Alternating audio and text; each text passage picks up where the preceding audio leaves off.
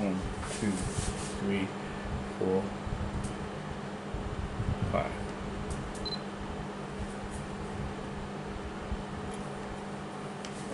Welcome, one and all, Holy Apple.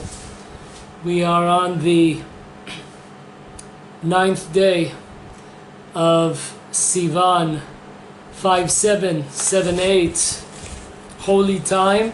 Hoping everybody had a meaningful accepting of the Torah a couple days ago. And today's topic will be 3 strikes and you're out, question mark. One more time, 3 strikes and you're out, question mark. Okay, of course our logo has not changed. The classes here are for the sake of heaven, to remove the divine presence from the exile and to bring the redemption and to come closer to Hashem.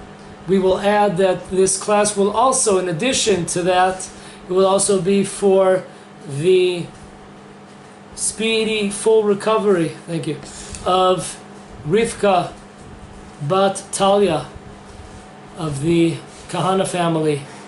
Write that name down and pray for her. Okay, 3 strikes and you're out. Let's go.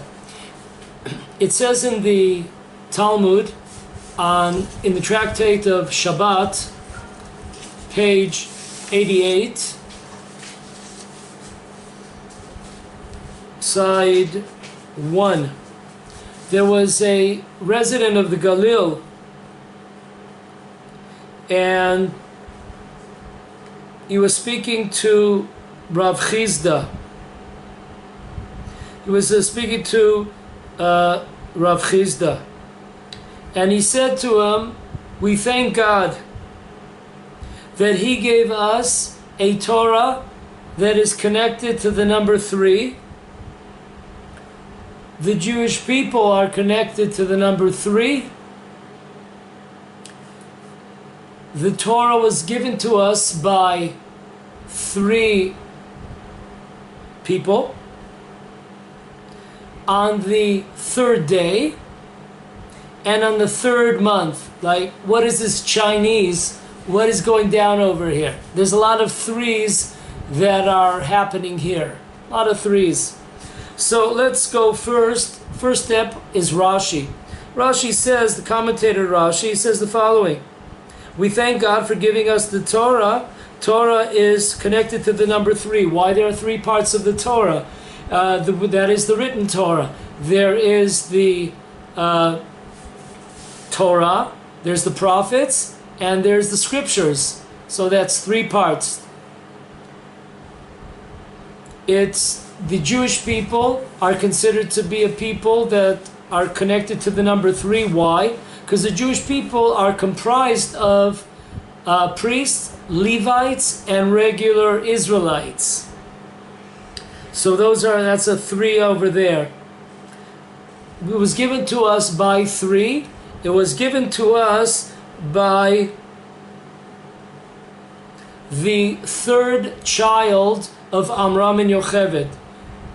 There was Miriam, the eldest. There was Aaron. And the last, number 3, was Moses. So Moses gave us the Torah. He is the 3rd child in that family. On the 3rd day, I thought the Torah was given on the 6th day or the 7th day of Sivan. What is the 3rd? It's true, it was given on the 6th or 7th day of Sivan. However, it was given after 3 days where the Jewish people divided themselves and separated themselves from their spouses. So there was a separation period. After the 3-day separation period, the Torah was given on Mount Sinai. Okay, it's pretty cool. Number 3. Number 3 is important. We see in the Torah. It's also important in sports if you ever check it out. For example, in hockey, you have 3 goals. It's called a hat trick. Nobody throw any hats here on the field here. No hats, please. In baseball, we know three is an important, 3 outs, and your innings over. Not only that, there's also the 3 strikes. In basketball, we have the best option you could have is the 3-point play. So we see in the world also, very interesting, that the number 3 is special, is up there. But we will see amazing things about the importance of the number 3. It wasn't by chance or by coincidence that the Torah was given to the Jewish people in the month of Sivan. We're in the beginning of the month of Sivan here. It was given to us in the 3rd month. Nisan is the 1st, Iyar is the 2nd, and number 3 is Sivan. So we see the number 3 is extremely important in Judaism, and we have to understand, what does that mean? What is the foundation behind that number? So first, a few statistics. Put on a seatbelt for this. This is wild. I found an old book. It was written 72 years ago. 72 years ago. And it was published in New York. It was by a fellow named, if I'm not mistaken, Rabbi Israel Ziglaman. Now, you have to understand, we're talking about 75 years ago. This is way before computers ever hit the market. This is before Google, before Apple. And it's an amazing book. He brings down all numbers that are listed in the Torah. When he says Torah, he includes the following subjects in the Torah. Number 1, of course, the Bible, the Torah, the prophets, and the scriptures. He includes the Mishnah, the Talmud, which is the oral law, and he includes the Midrashei Chazal, the lectures of our sages are also included. So he goes through all the numbers that are brought down, and even half numbers, like if the number 2.5 or 3.5. It's an amazing book, and he brings down the source. It's in its entirety. He brings it down, and that's what the book is about. It's a book of numbers.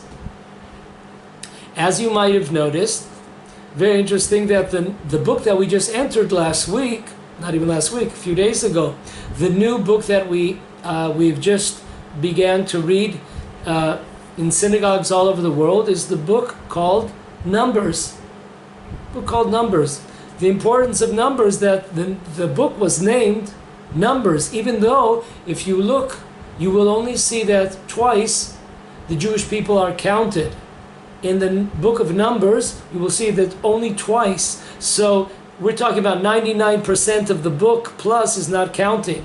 But numbers have an extremely important value in Judaism, in Torah, which we will soon see. Okay, so before we start, put your bets in. We're going to go through 7 numbers. Okay, you out there in YouTube land or wherever you might be, what number is mentioned the most in what we will call the wide scope Torah? Number 1, 2, 3, 4, 5, 6, 7. Place your bets. I would call up Jimmy the Greek, but somebody told me that Jimmy the Greek was fired. He was the betting man. He was the odds. He gave you the odds on the results of various sports events. I heard that the big guy is gone. Too bad. Okay, so put your bets in. I know a lot of you guys are out there are gonna say 1. A lot of you are gonna say probably 7 maybe 5. Give me 5. So let's have the results. Here are the results. Number 1 appears in Torah sources 797 times. Number 2, the number 2 appears in Torah sources 1,120 times. So in the meantime, number 2 is in first place. Number 3 appears in the Torah 2,101 times. 2, 101. So far, number 3, sounds familiar, number 3 is number 1.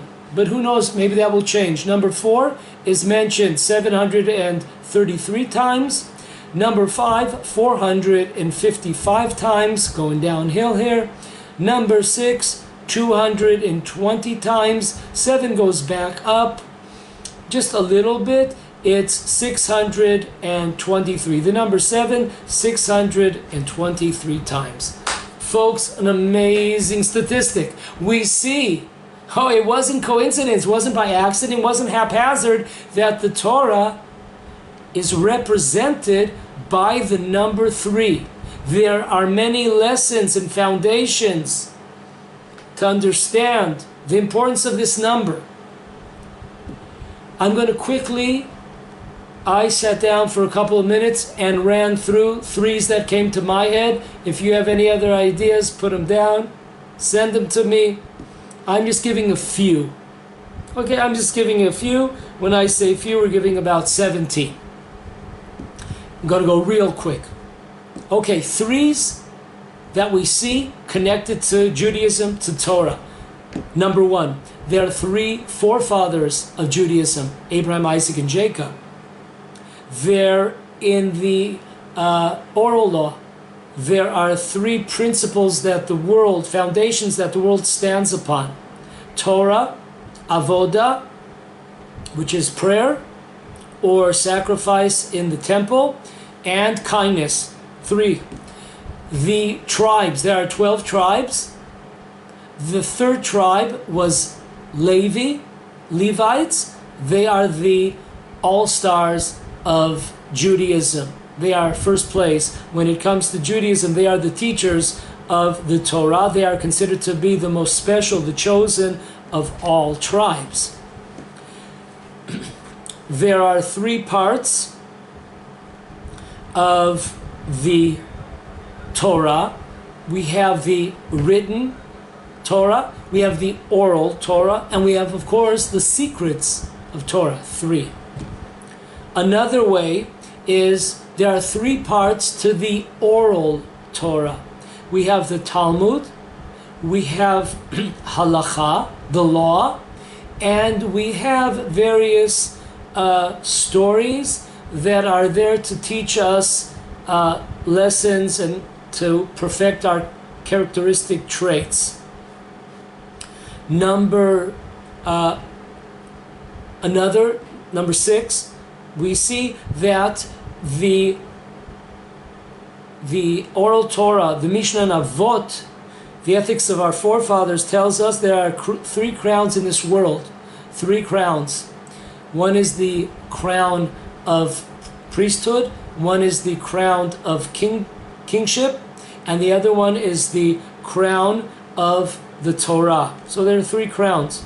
Number 7, it says on the 3rd day of creation, which is Tuesday, it says on the 3rd day of creation, it's the only day of creation that it says twice that what God saw found favor in his eyes. Every other day, almost every other day, except for the 2nd day, it says once that God saw favor in the creations of that day. But on the 3rd day of the week, on Tuesdays, it says twice, Ki Tov, that Hashem saw that everything was excellent.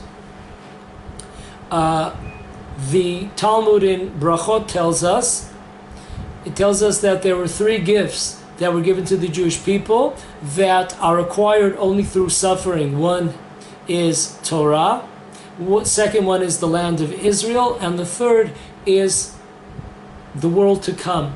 So there are 3 great gifts that God gave to us which are acquired only through suffering.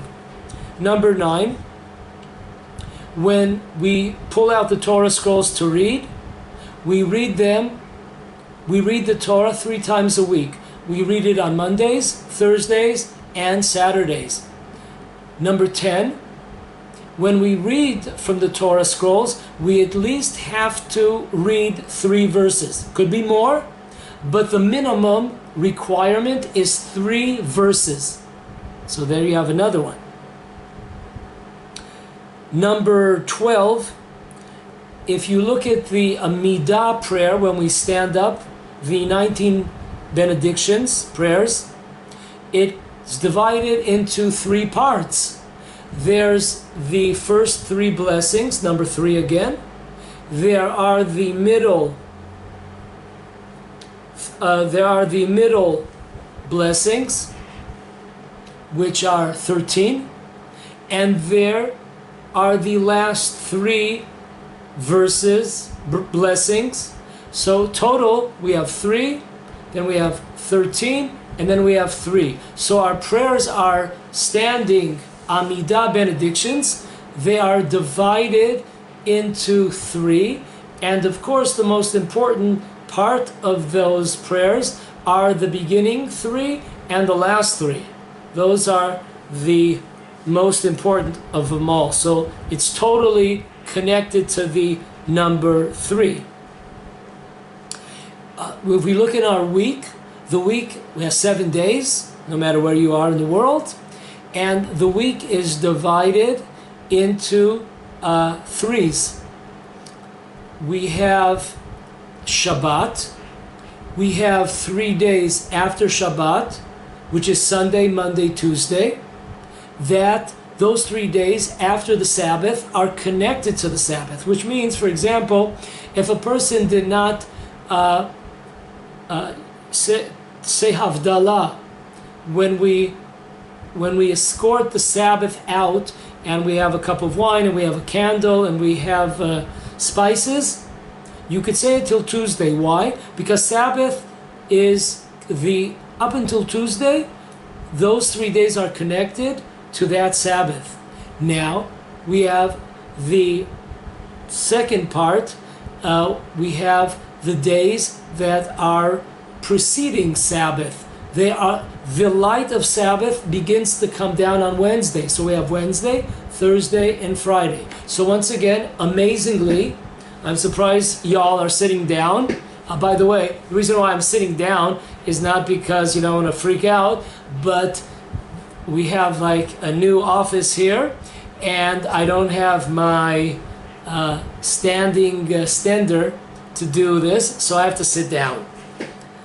But hopefully next week we'll be back to stand up. It's hard for me to do this sitting down. Okay, so we have the week, as we said. We have Sabbath, number 1, part number 1. We have 3 days after that, that's part 2 of the week. And then we have 3 days before the Sabbath, when the light of the Sabbath begins to come down to the world slowly in a process. So 3 parts to the week. Next, when there are 3 males over the age of bar mitzvah, we have a special prayer that we say, the grace after meals. And you need 3. 2 are not good. You need at least 3 or more. So very interesting. Speaking of the grace after meals, the grace after meals has 3 blessings from the Torah, 1 from the rabbinical side. So once again, the number 3, if you want to say the special, what's called a zimun, you need 3 people, and the grace after meals itself is connected to the number 3. It has 3 blessings from biblical source. It says in the tractate of Beitzah, it says there are 3 signs to tell if a person is a real Jew. 3 signs to tell if a person's a real Jew or is a phony. Number 1, if that person is kind. Number 2, if a person is bashful. Number 3, if a person is merciful. Those are the 3 signs of Jews. They are people that involve themselves with charity and kindness. They are merciful people, and they are bashful types. They are humble types. Those are the 3 signs of a Jew. It doesn't say 4, doesn't say 5. Once again, the number 3. Unbelievable. It says in the tractate of Brachot, it says that the Torah was given 3 times to the Jewish people. Yeah, this wasn't like a rerun, but it was given 3 times. The first time it was given was Mount Sinai and the tent of the meeting place, Ohel Moed.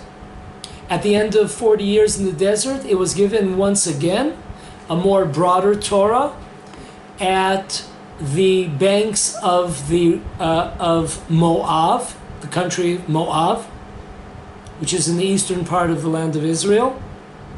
And when we entered the land of Israel on the 10th day of Nisan with Joshua, Moses already passed away a month before that, we received the Torah for the 3rd time on Mount Gerizim and the mountain of Eval, which are right next to my house, in Elon Moreh. You're all welcome to come and visit. Take it as an info.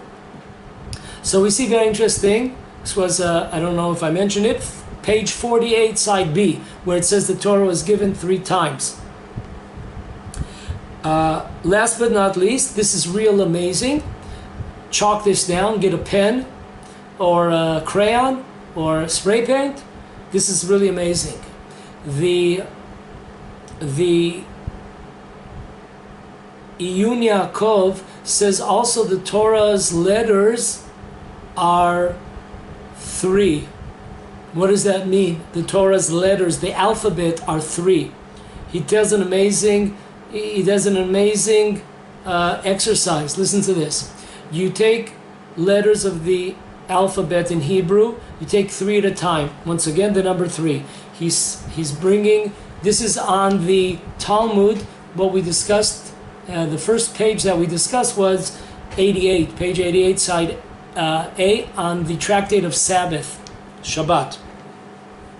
So he writes there that you add them together. A equals 1, B equals 2, and Aleph equals 1, Bet equals 2, and Gimel equals 3. So if you put those together, you have 1, 2, and 3, so we have 6.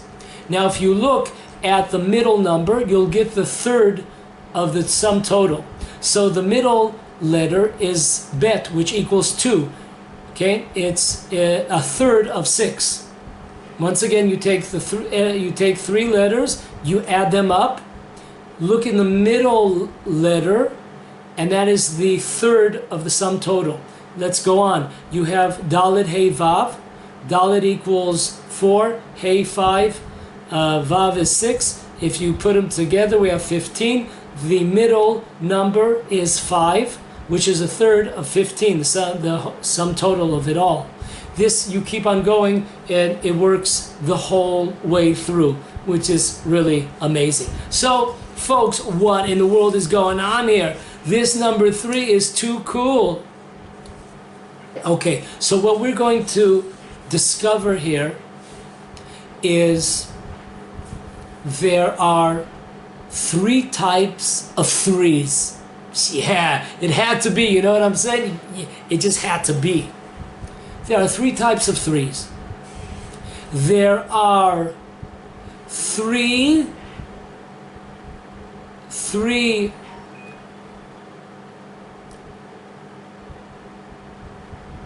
how do we say this? We have 3 items, there we go. We have 3 items which are separate from one another, but they come together as there is a connection between them. So they're separate. They are 3 separate components, but they come together to make a foundation. So that's our first 3. Our second 3 is we have one side and a totally opposite side. So that's 1, 2. And then we have a third side which combines and brings together both opinions. So at the beginning we have contradicting sides. A third party comes in order to bring the sides together, right? You have a counselor, and he sees a couple. So the couple are, each one has their own side, the husband and the wife. And the counselor is coming, trying to bridge the gaps and to bring them back to becoming one unit. So here we have two opposites, but we have a third point, which, just to be safe.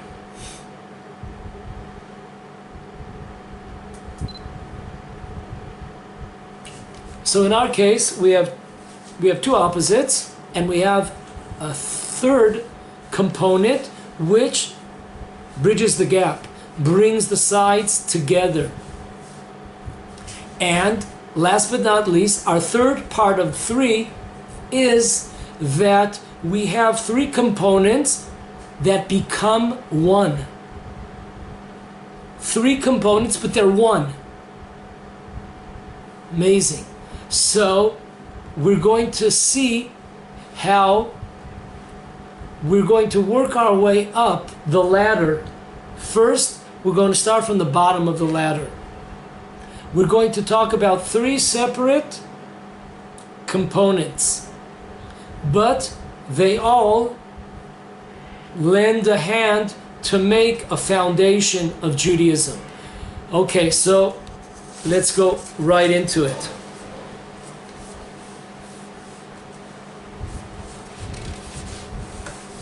An amazing idea. 3,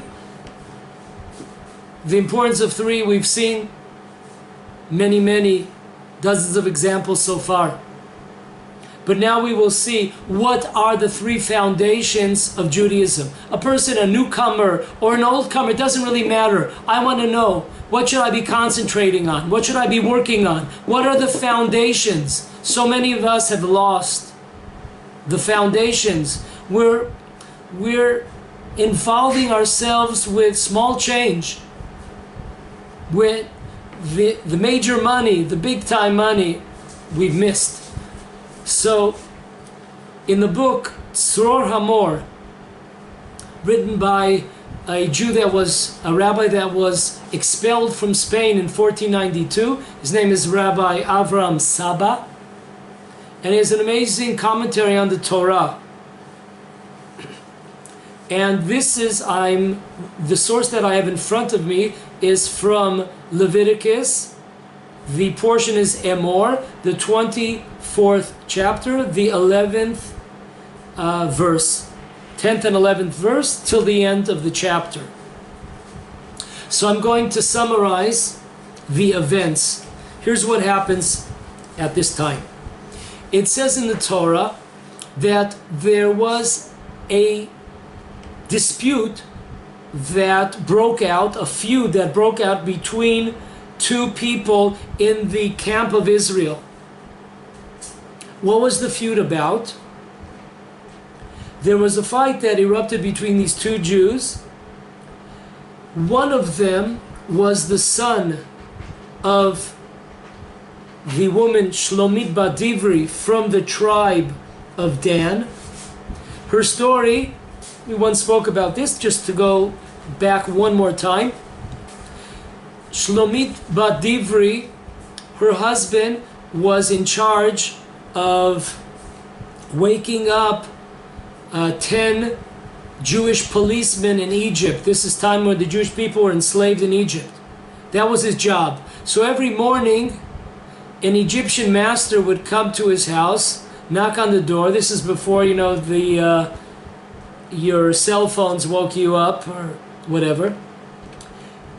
And one day, the master comes in and wakes up Shlomit, husband, and he goes out and makes the rounds. In the meantime, this Egyptian slave master comes back. It's dark in the room, people are sleeping, and he has relations with Shlomit Bat Divri, with this Jewish man's wife. Now she was under the impression that, of course, that her husband had come back. Or perhaps she never knew that he left. You know, when you get accustomed to certain noises, it doesn't even affect you anymore. Okay, anyways, Shlomit was impregnated by this Egyptian, and she had a child. So this child is, on one hand, he is Jewish. On the other hand, he's not part of any tribe, because the Jewishness of a person, the Judaism of a person, whether a person is Jewish or not, goes according to the mother. But what tribe you are in goes according to the father. So his father is an Egyptian. He's not part of any tribe. He's like out of the tribe. So there's a fight, there's a dispute. What's a dispute? This son of Shlomit, whose father was an Egyptian, he wants to have a place in the camp of the tribe of Dan. And then another Jew comes and says, listen, we'd love to have you here, but we can't let you in because you're not part of the tribe of Dan. Your mother is, but we don't go according to mothers, we go according to fathers. And your father is not part of the tribe of Dan. He's not part of any tribe. Hearing this, that he was not accepted, this fellow curses God with God's name. This son damns God's name. After that, the third stage here of the fight, the feud, this son of Shlomit, son of the Egyptian, he finds out during this dispute, it comes out that he hears for the first time, he hears a shocking piece of information, that his father, the Egyptian, was killed by none other than Moses. Why? Because if you remember at the beginning of Exodus, Moses comes out from the palace and he sees the Jews being beat up by an Egyptian. Moses kills that Egyptian. That Egyptian that Moses killed was none other than the father of this boy, the son of Shlomit. So this was the first time that he had heard how his father had passed away, that he was killed by Moses. So now, stage 3, this kid curses out Moses. So the first thing we have is he curses out, he damns God with God's name. Now he's cursing out Moses with God's name.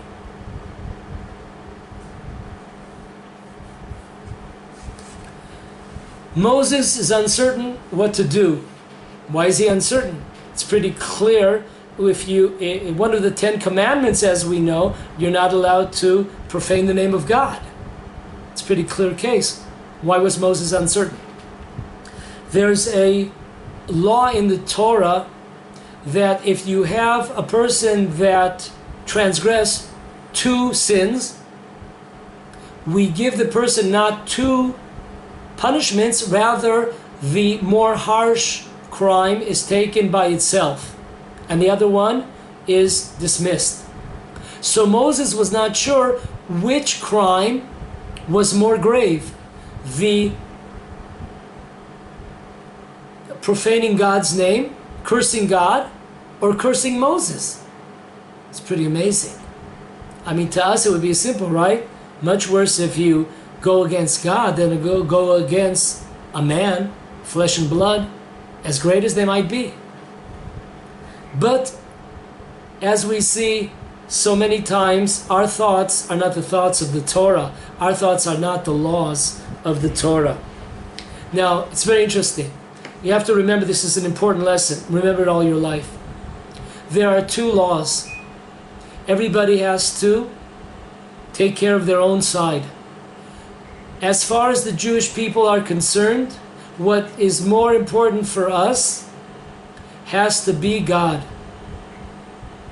As far as God is concerned, what's more important to God is the Jewish people, the laws of men and his fellow men. What's important to us should be more about the honor of God. That should be number one in our lives, the honor of God. And according to God, number one in his books is the honor of the Jewish people. So God tells Moses, kill him because of the fact that he cursed you out. Now, once again, when you have a chance, look in this book, because I'm just giving the summary here because we don't have that much time. But look, whatever this commentary, Sror Amor, is saying, he's backing it up with verse after verse after verse. Now, all of a sudden, there's a timeout on the court. Very interesting timeout over here. We're talking about this case, a very interesting case, between a fight erupts amongst the Jewish people, and then there's cursing, and then Moses doesn't know what to do with the perpetrator here, the transgressor, and all of a sudden there's a timeout till we come to the conclusion of the case. And it seems as if there is no connection between what we spoke about right now, God being cursed by this fellow, or Moses being cursed by this fellow. Listen to this. We're in the end of Leviticus. The portion is Emor. We're in the 24th chapter. We're on the 18th verse. It says the following.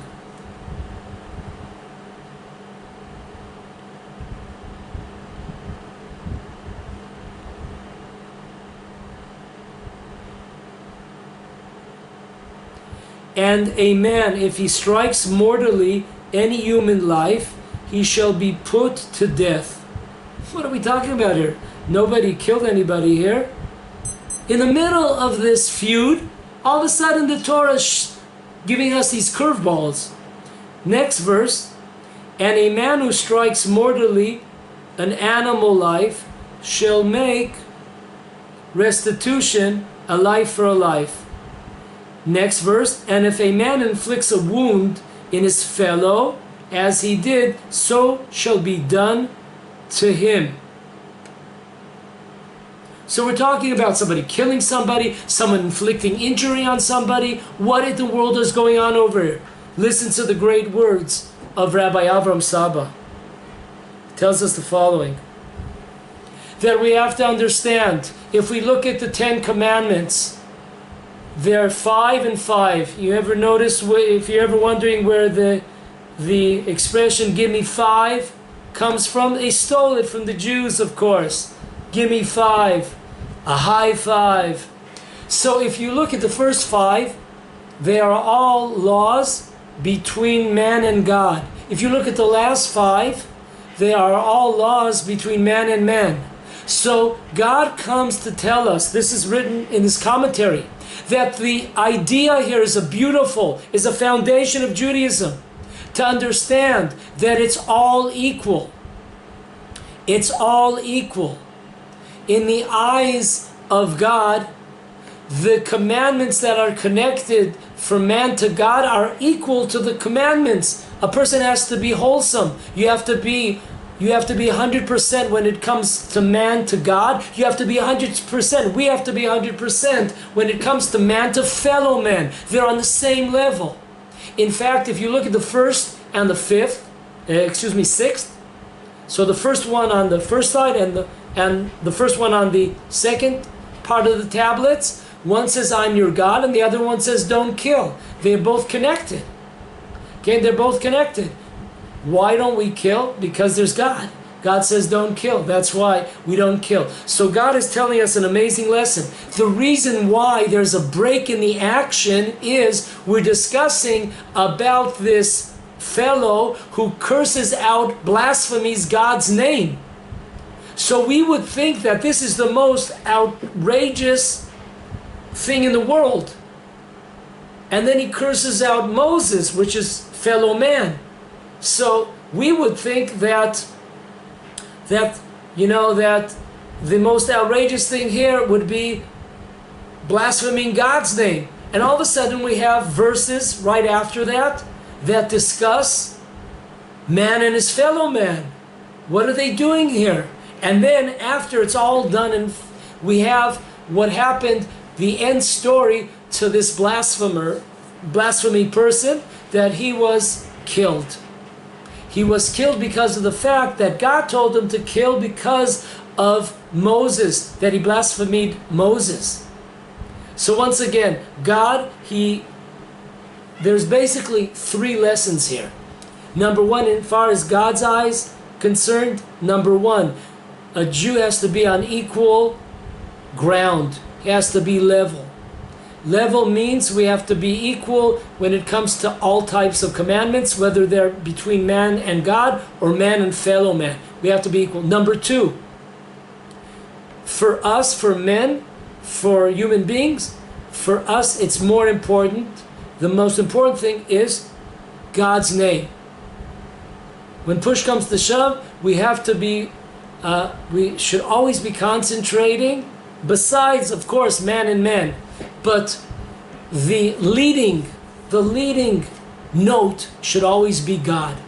That's our leading note. As far as God is concerned, his leading note is the Jewish people. Opposite. So, right after this portion, we have the portion of Behar. And there it talks about the 7th year in the land of Israel, where we do not work the fields. And the commentator, the Tzur Amor, goes on. He says, now I'm going to bring you the third leg of Judaism. So far, what is it? What are his two legs? Number one, there is the honor of God. We saw this when this fellow blasphemed God's name. Then he was taken away from the camp of the Jewish people and he was put in prison to decide. So number one, we see the importance of the honor of God. Number two, God tells Moses, kill this guy, not because of what he said about, not because he blasphemed my name, because he blasphemed you. So that's the second foundation of Judaism. The second foundation is the Jewish people, love of our fellow Jews, love of the righteous. That's the second leg of Judaism. The third leg is in the portion right after, in Behar, when we're talking about the land of Israel. And he says this is the final leg. This is the final leg. They are equal. These three legs are equal. Even though they're separate, we said the first level, the lowest level, is three separate entities. They're different. There's the honor of God. It's different than the honor of man. It's different from the honor of the land of Israel. But these three items make up the foundation of Judaism. Where do we stand on these three issues when it comes to the honor of God, when it comes to the honor of the Jewish people, our love of the Jewish people? Where do we stand when it comes to the love of the land of Israel? Respect and fear in the land of Israel and joy in the land of Israel. Where do we stand? These are the three foundations of Judaism. This is why the Torah was given, surrounded by the number of 3 in the 3rd month, which we are in now. And amazingly, the Tzur Amor, Rabbi Avram Saba, he summarizes this in one story. These three principles are in one story that is told to us by the sages. This story is brought down in the tractate of Sanhedrin, page 96. Amazing story. Listen to this. The king of Babylon, Avil Moradach, he went to sleep and he asked some of his men to wake him up at a certain time. He saw where the sun was in the sky and he told them, wake me up, before whatever gets dark. And God makes a miracle that day, and he makes a miracle, and time stands still. The sun stands still. Sun stands still in order to give a sign to the king of Israel, his name was Chizkiyahu, that he would live, because there was a decree that he would die, and now God was annulling that decree because of the prayers and the repentance that the king did. And as a sign, the king wanted a sign, King Chizkiyahu wanted a sign. He said that he would stop, the time would stop. So you could imagine, the king is sleeping, the Gentile king is sleeping, and when he gets up, he's mighty upset, because he sees that he understood that he must have slept for an entire day, because he was supposed to get up right when it's getting dark, and now the sun is like midday over here, so he must have slept 24 hours like a pretzel, like he made the rounds. So he's really upset. They said, "What are you talking about? We woke you up when you asked us, And anyways, they investigate the situation, and it turns out they find out that God had done a miracle for the king of Israel, Chizkiyahu, and the king of Babylonia, Avil Moradach, calls in his scribe man. Usually, his scribe personality was Nebuchadnezzar, who later became king of Babylonia. But that day, Nebuchadnezzar, the wicked, was not in his office. So he had to call one of these fill-in scribes to write down the message. They were sending a message to the king of Israel, Chizkiyahu. And here's what the king told the scribe to write. He wrote the following. He said to the great king of Israel, Chizkiyahu, to the king of the holy city of Jerusalem, and to the Lord our God. So that was the order. According to the king of Babylonia, Avil Moradach, his order was first praising the king, second praising the holy land, the holy city, and last was praising God. Anyways, Avil Moradach sends out a messenger to give this letter to the king of Israel, Chizkiyahu. And right then, as this letter is being handed to the messengers to go, guess who comes to work? Nebuchadnezzar. And he sees that there's a lot of excitement, and a lot of, people are buzzing. What's going on over here? Didn't you hear what happened? There was a tremendous miracle. The sun stopped. Time stopped. And so they get to the bottom of the story. And then Nebuchadnezzar said, "What did you write in the message? What message did you give the king of Israel?" And they told him the message. He said, "What?"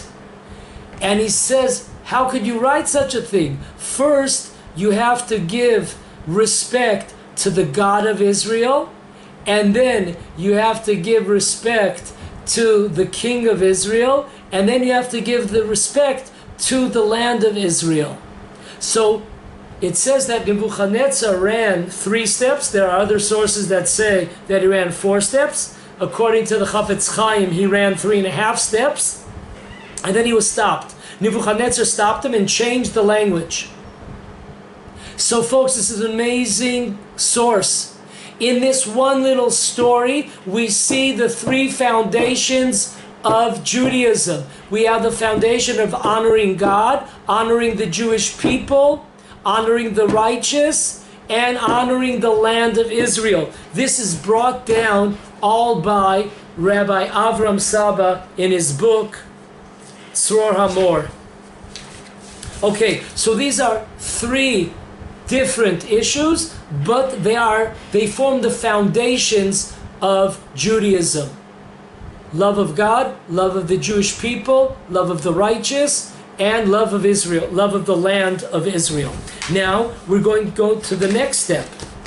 We're going to speak about two opposites, and then a third party, which will bridge the gap, which will bring everyone closer. Okay, here we go. This is brought down in Kohelet, Midrash Rabbah and Kohelet, 4th chapter, paragraph 12. It says that Rabbi Meir was outside and he saw a man that was going to, he was on his way, he was hitting the road, as they say, and Rabbi Meir started talking to him. Where are you going? Where are you traveling to? He told him. He says, who are you going with? No, I'm going by myself. So Rabbi Meir, before he leaves this one guy, he tells him goodbye, okay, goodbye to a person that is looking to be killed. Why is that? Because the Torah teaches us that when a person goes when a person travels in places which are dangerous, they should not travel alone, because that is something that a person should stay away from. So Rabbi Meir sees this one guy about to travel for a far distance, and the way was, I don't know, the way was kind of dangerous. So he says, goodbye, the son of death. You're looking for your death wish. A few minutes later go by and he sees two people starting the trek again. He sees now two people, talks to them, where are you going? We're heading to whatever, 20, 30 kilometers down the road. And he tells them, goodbye, goodbye, people that are looking for an argument. Why? Because whenever you have two people, you usually get into arguments. When there's only two people, that's the best way to get into an argument. If you've ever been to a Jewish Torah yeshiva, you'll see that there's two people, usually not three. There are two people. Both are arguing it out, both are shouting at each other. So, you know what they say, if there's two synagogues, there has to be two synagogues, one that I go to and one that I don't attend. So that's the number 2. 2 represents a dispute. As we mentioned in a previous class a couple of weeks ago, it does not say on the second day. 2 again is a machloket, is a dispute. It does not say the words kitov, that God said does not use the word good, because when there are two, okay, it takes 2 to tango. A couple minutes later, Rabbi Meir sees 3 people leaving, and he blesses them and he says, you should have a great trip. You should have great trip, you seekers of peace. Why? Because when you have 3 people, you'll have an argument by 2 sides, 1 and 1. There are 2 people taking different sides. And then you'll have the third person which will come, and with God's help, he'll be able to bridge the gap, and he'll show that, oh, we're not so far, your ideas or your thoughts are not so contradicting. Let's see that we could agree to a lot of issues here. Let's not just, leave after one little dispute. Let's see how we could bridge the gap. So let's show how much really we do have in common. So when we have the third person that goes along the journey, he is the peacemaker, or she is the peacemaker. So this is a higher level. These are 2 opposites, and one person or one factor is able to combine all sides. So he's able to combine the 2. So we have one person plus combining 2 people, so there was 3 people together agreeing. So that is the second level of the number 3. Once again, the first are 3 separate entities that make up a foundation. If you have a chair that's on 2 legs, it's going to fall. If you have a chair on 3 legs, it's going to stand. A chair on 3 legs stands. That's the basic foundation in life, 3. Okay. Now, Rabbi Yochanan, we're in the same source here, in Kohelet. Not going to say it in English because it's a whooper of a word, but he says the following. He says that, he quotes a verse in Kohelet. It says, 2 are better than 1. What are we talking about? 2 are better than 1. says the following, that when a person gets married, there are two opposites. There's a man and a woman. In fact, there was a book some years ago that was written about men are Mars and women are whatever. So to show the differences, people, a lot of times people get married, or most times people get married, they think they get married with, one of their, with a look-alike. But men and women are extremely, on an inner level, are extremely, extremely different. So many issues. So we have two opposites, and then we have God, as it says in the Torah, it says in the Talmud. If you look at the word in Hebrew, man and woman, there are the same letters, Aleph and Shin. There are two different letters between man and woman in Hebrew. One is the Yud and one is the Hey. So if you put those two letters together, the letter Yud and the letter Hey, you come out with God's name. So therefore, when you have in a relationship God merges the man and the woman together to become one unit. So once again, we have two opposites, a man and a woman, two totally different opposites, think differently, act differently. And then we have God that comes into the picture. When a couple decides to get married, God comes into the picture, and if we live our lives according to Torah, if we bring God into the relationship, we become one. And that's the idea. For two opposites to become one, that was done by a third party, that's God. So once again, we have the number 3, God who combines the husband and wife. A last amazing lesson here on the number 3. This was brought down by a book by Rabbi Zev Hoberman, who has a book out called Zev Yitraf. Unfortunately, I tried to call Rabbi Hoberman. He used to live in Lakewood. And I wanted to ask him a couple of questions. I was very impressed with his book, Zev Yitraf. We're on the holiday section, page 170. Unfortunately, he passed away some years ago, so missed him. Anyways, an amazing lesson here. We know that the zodiac sign of the 3rd month, which the Torah is given, is Gemini, which are twins. The question is, who are the twins? The Maharal brings down a Yalkut Shimoni, which is the work of our sages. And the Yalkut Shimoni brings down an interesting case. There's a law in Judaism. It's brought down in the book of Deuteronomy, 21st chapter, 22nd verse. It says that if a person in a court is decided that they will be hanged, so you have to remove the body from the gallows by the time the sun sets. You're not allowed to have them stay longer. Why not? So Yalkut Shimoni on the portion of Kitavo, that's where this mitzvah comes in, writes the following. There's a parable here. The parable is there's a king and his brother. King and his brother. And they both look alike. They're both similar. They're twins.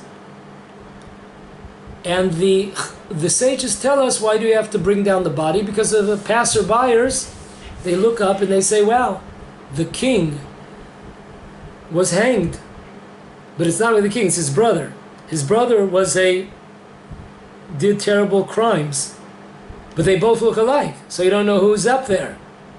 So the same thing, the Torah teaches us that the Jewish people and God, the Jewish people were created in the image of God. And therefore, if you have a Jew that has been hanged on a tree, on a gallows, it's as if God was hanged on that tree.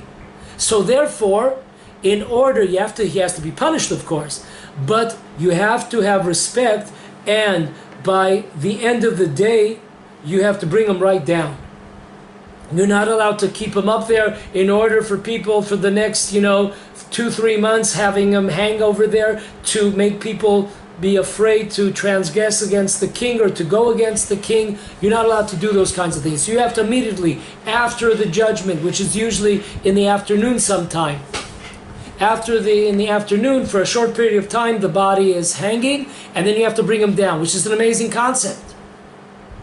Because the Jewish people were created in the image of God. So, the book Zev Yitraf says that the Maharal, in our first source here, he does not say who the twins are. Who are the Geminis in this month of Sivan? Who are they? Does not say. But if we look at other sources of the Maharal, the commentator, we see an amazing thing, that there is no doubt that these twins, not just brothers, but twins, are the Jewish people and God. The Jewish people and God. Amazing thing. And what is the lesson here? So, number one lesson is that we have the Jewish people and God are considered to be one. So we have one and one. The Jewish people, one, and God, two. Together, we're considered to be twins, two. So what is going to connect us? What connects us is the Torah that was given in the month of Gemini, which is twins. The twins are the Jewish people and God. What connects the Jewish people to God is, of course, the Torah, which was given in the third month. And we spoke today at length about the importance of the connection between the Torah and number 3. And this is an amazing lesson. And if you can get your hands on this book, I'm not going to go in it for a long time, but it should be. He brings down and he proves from many, many sources that when it says in the Torah, when it says in the Bible that man was created, this is thrown around a million times by everybody.